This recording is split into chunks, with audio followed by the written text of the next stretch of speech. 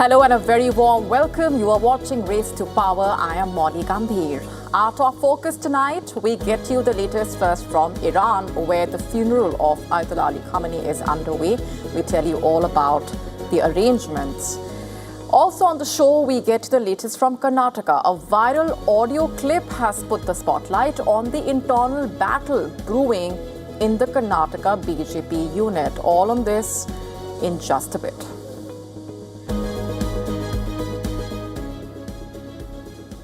But before that, let's tell you about Washington's latest deregulation push, which has a name attached to it. Donald Trump, the Bureau of Alcohol, Tobacco, Firearms and Explosives, or ATF, under President Donald Trump's own administration, has proposed rules that basically would let licensed dealers ship firearms directly to buyers' homes. But that would be done only after online identity verification, a background check, and a 7-day waiting period after notifying the local police. In fact, the agency calls it modernization. Critics call it a conflict of interest. Here's why. Donald Trump Jr., the president's eldest son, sits on the board of what we are talking about, working as a paid consultant, and holds roughly a 1.1% stake, reportedly, in the company, with around 300,000 shares.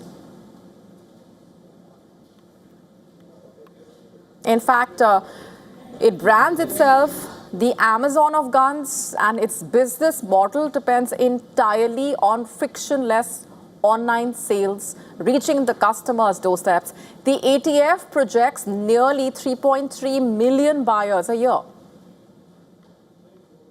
That suggests about half of all gun purchasers would basically eventually use home delivery. Industry insiders expect even higher uptake. The financial stakes are real.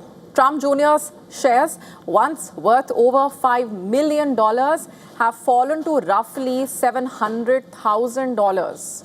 Roughly $700,000, as its stock has dropped 85% over the past year. But that chart could change with the new rule designed to reverse, in a way.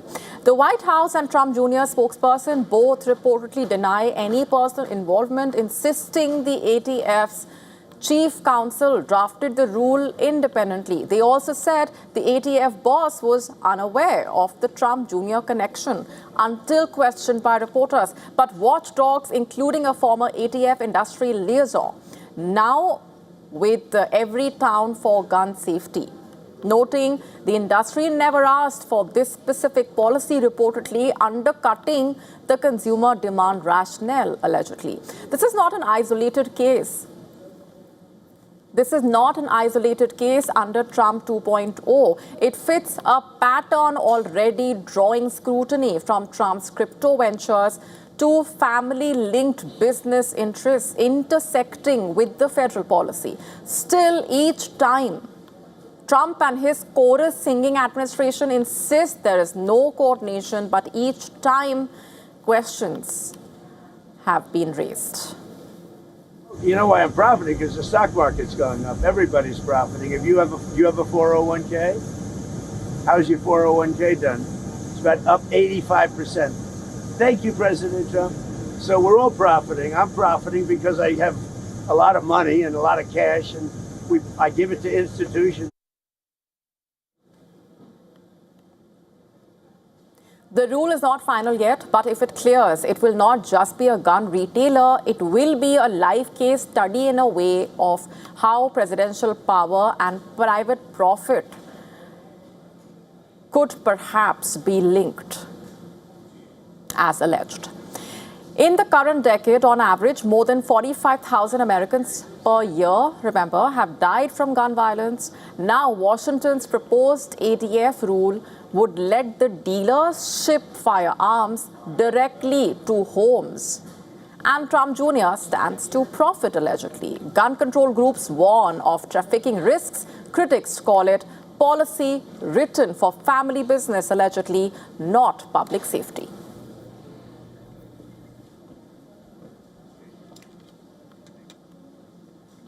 All right, let's go straight across now to our correspondent, Susan Teherani, who's been tracking those developments very closely.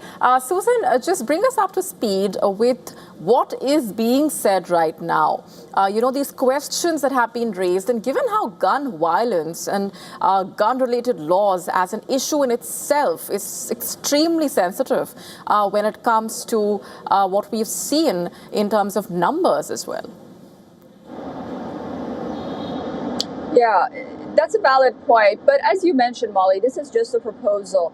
And as far as everyone is concerned right now, the president or the President Trump's son, there's no evidence that they would either profit or they are behind a proposal like this. Supporters argue that it would streamline the sale of guns after verification, after identification. Each state has its own gun laws. Critics argue, as you mentioned, that it's very dangerous to track and it might get in the hands of the wrong people in the shortest amount of time. But at the heart of this is the stories that we are hearing right now, and they aren't few at this point, about personal interest, policy, and also how the president and his family may be benefiting. Now, there is concern among Democrats and Republicans that if the Democrats take control of the House, then the second half of the Trump presidency is going to be spent on investigations regarding these, sort of what we saw during his first term. Many people don't want that. However, critics argue that these are sort of the building blocks to build a case against the Trump and his family.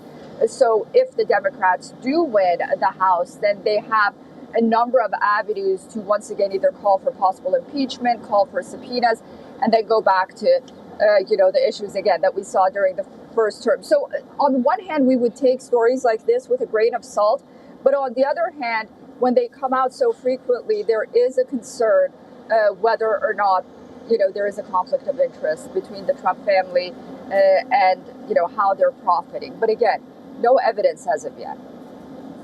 All right, we're leaving it there for the moment, Susan. Thanks very much.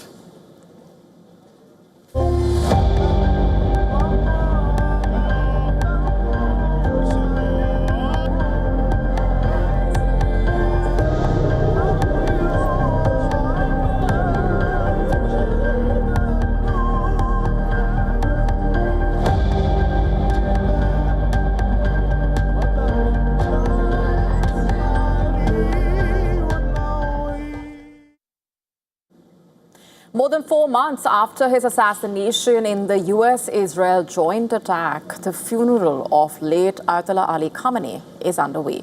It is the first of the multi-day prayer and processions planned for the late Supreme Leader of Iran.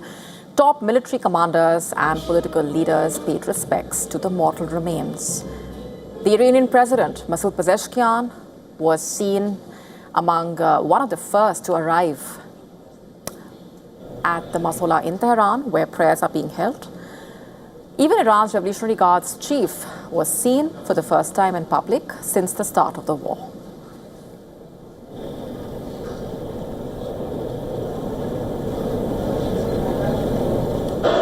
We will never be separated from him. He lives in our hearts, our souls, and our very being. He will remain with us, eternal and everlasting, for all of us, for our beloved Iran and for our nation. We will never be apart from him. We will remain with him as one. And as the hours passed, other mourners, including civilian groups, came in one by one to mourn their assassinated leader.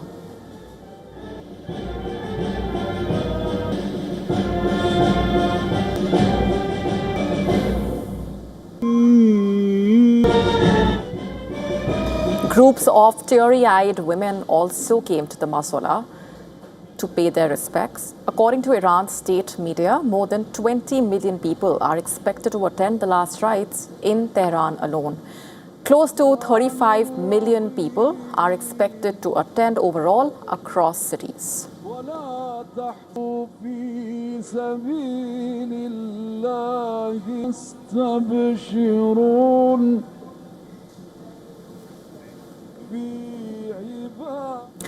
India's interfaith delegation also arrived in Tehran and visited the Mausoleum to pay respects. Shia clerics, other Muslim leaders, Hindu and Sikh representatives are part of that diverse delegation.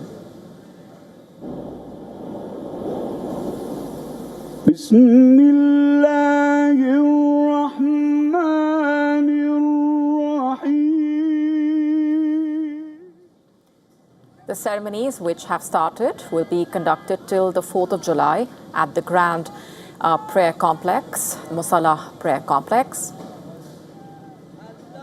A procession ceremony will begin on the 6th of July to go through some of the holiest sites in Shia Islam. The procession will start in Iran's capital, from where mourners follow the procession to the holy city of Qom. From there, the mortal remains will be transferred for a procession in Iraq. And it then comes back to Iran and subsequently reaches Mashhad. The late Supreme Leader will then be buried at the holy shrine of Imam Reza on the 9th of July.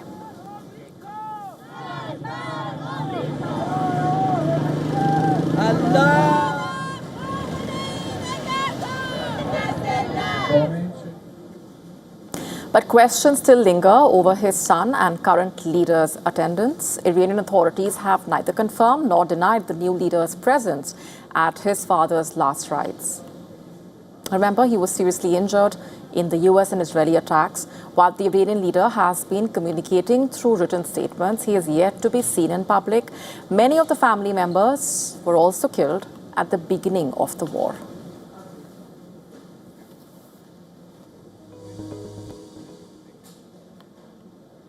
And with us on the broadcast this minute is the assistant professor at Tehran Polytechnic, founder and former director of the governance and policy think tank. Thanks very much for being here on the broadcast. I have to begin by asking you to tell us a little bit more about the significance of these ceremonies that are being held, coming at a time like this.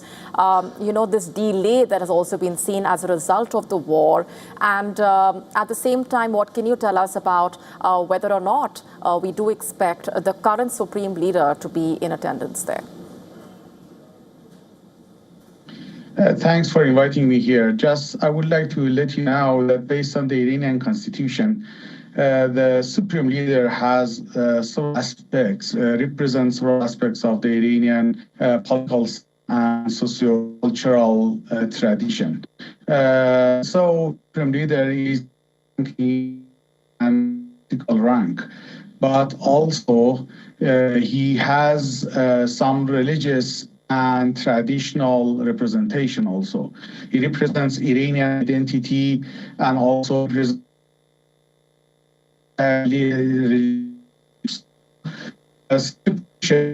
is very important from and particularly with the late Supreme, he was as the architect of the realization of the you have seen the first of the Iranian post-revolution was passed away just after the Iran-Iraq war. And Ayatollah Khamenei was in power for 37 years, and he was the architect of the Iranian national security and also the Iranian governance system as it is. So his personality was very important from different aspects of point of view. So his assassination was seen not only a kind of the manifestation of the state terrorism, also he was seen an attack to Iranian identity and Shia religious identity also. So it has been several huge outrage across not only Iran, also in some countries, Islamic countries in the region. And so We think that the ceremony of his funeral is very symbolically important, and it has a very important message for representing Iranian social cohesion and social integrity against the aggressors and someone that they have invaded Iranian sovereignty and territorial integrity. That's the importance of his funeral from my point of view. All right, we're leaving it there for the moment. Appreciate very much you joining us on the broadcast. Thank you.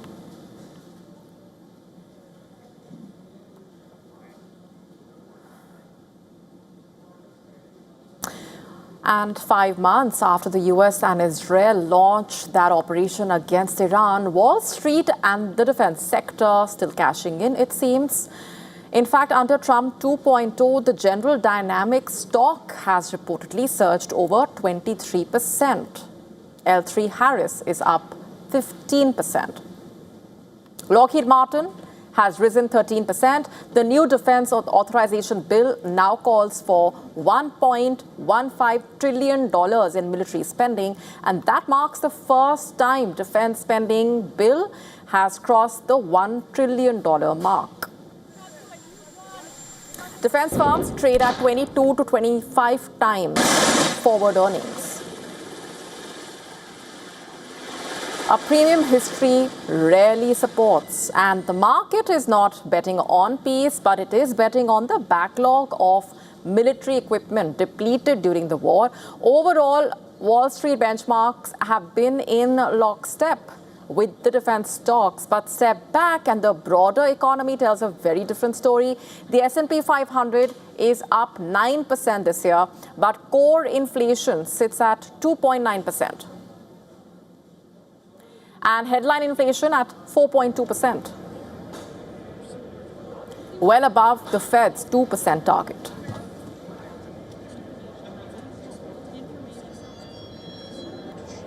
Meanwhile, both those inflation measures are climbing and not falling.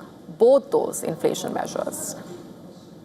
In fact, the US Central Bank, under the chair, just held rates, but markets are now pricing a rate hike by October. A sharp reversal from the earlier bets on cuts. Unemployment sat around 4% for nearly a year. The reason for the steady reading is, in a way, because some Americans have stopped looking for a job entirely. That's pointing to a soft landing and an economy decoupling from Main Street.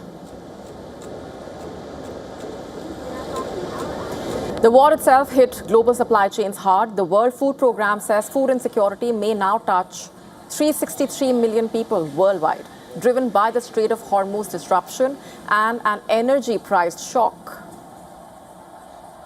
So who benefited is the immediate question. Defense contractors, reportedly energy traders, likely ordinary Americans facing sticky prices, it seems, and a Fed that's turned hawkish again. Not so much with the midterms on November 3rd. That gap between index charts and grocery bills may be Washington's next real battle.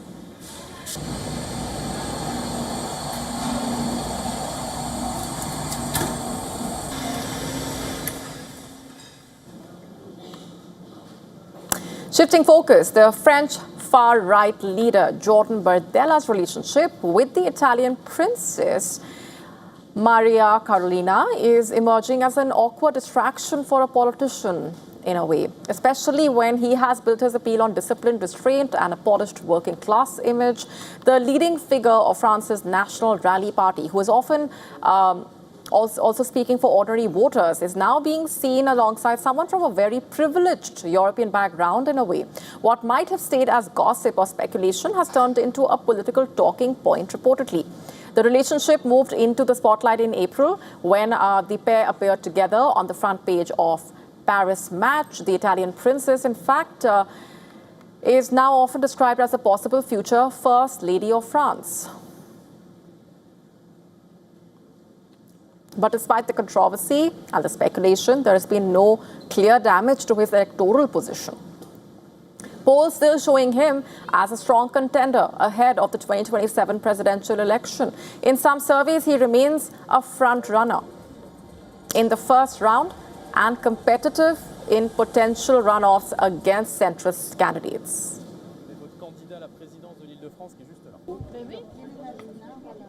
Still, the pressure around his personal life is expected to grow. That is especially true if he becomes the official presidential candidate of the national rally. That decision is not fully in his hands yet.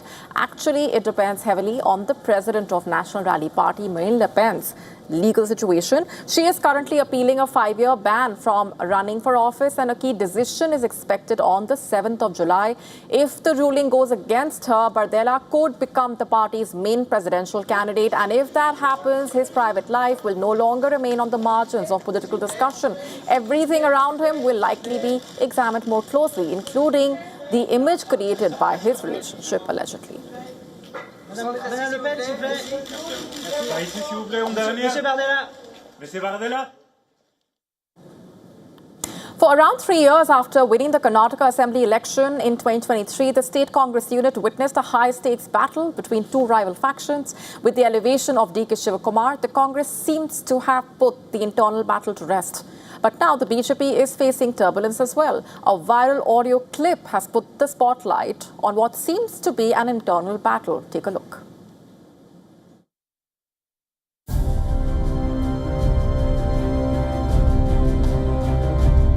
Karnataka politics has long been shaped by factional rivalries. For years, the Congress grappled with a power struggle between Siddaramaiah and D.K. Shivakumar. Now the spotlight has shifted to the BJP.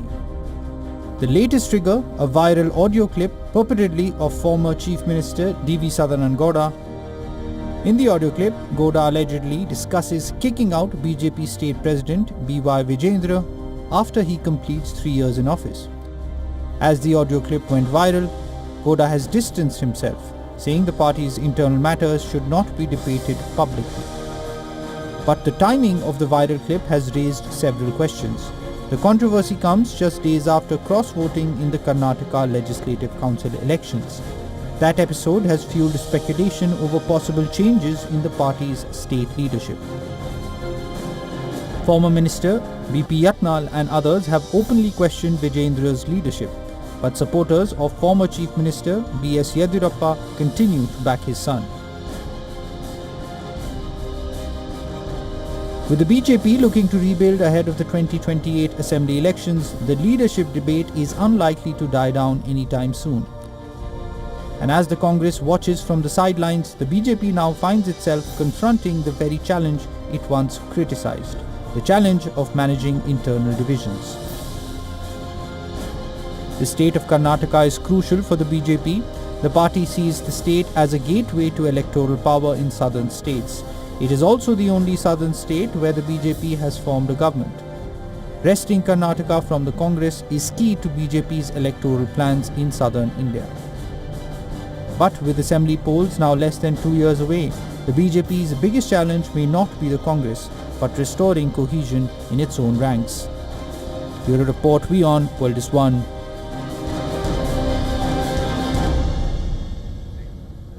On that note, it's a wrap on this edition of Race to Power for now. We're taking a short break. Stay with us.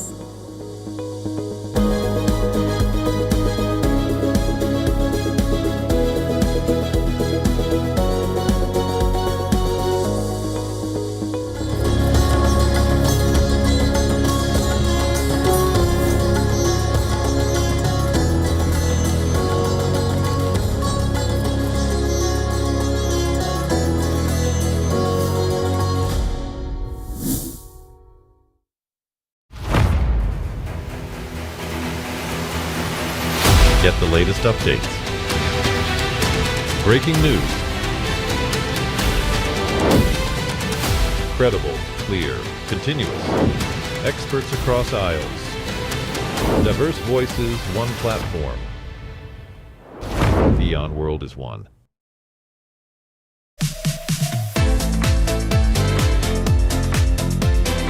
As the first half of 2026 comes to an end, we look at the role of animation and the rise of anti-romance films. Know all about the big-ticket releases lined up for the next 6 months and meet actor Mayank Chang as he discusses his Indian-Chinese roots. All this and much more with me, Rhythm Sharma, on WION Club at these times. The Israeli drone is above our heads all the time in Lebanon. More than 200,000 civilian homes have been destroyed. This looks like it used to be a toy for a little girl. Can't but wonder while I'm walking between all of this rubble, how many lives were destroyed, how many kids were traumatized, how many women lost their families. If this isn't a war crime, then what is? From the southern suburb of Beirut, I'm Redi Francis for WION World is One. Campaigns, elections, alliances, controversies, and power play.